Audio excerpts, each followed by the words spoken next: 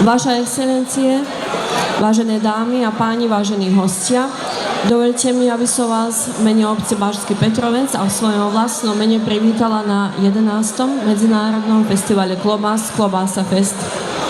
Toto podujatie vzniklo s cieľom spropagovať petrovskú klobásu, ale ďakujúc vám, návštevníkom, postupom rokov sa Klobása Fest stala významným medzinárodným festivalom, na ktorý prichádzate práve vy, ďakujúc čomu i on zostáva populárnym a medzinárodným.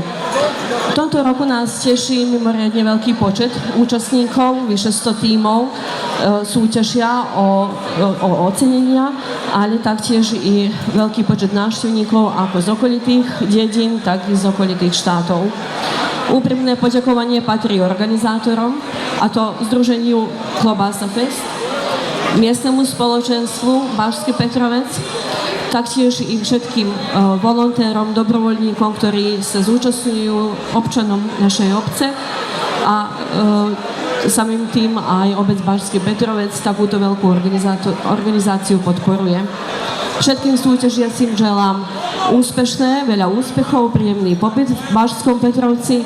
Návštevníkom tiež prajem, aby si užili všetky chute, celkovú ponuku, ktorú máme gastronomickú, ale i program a zábavu.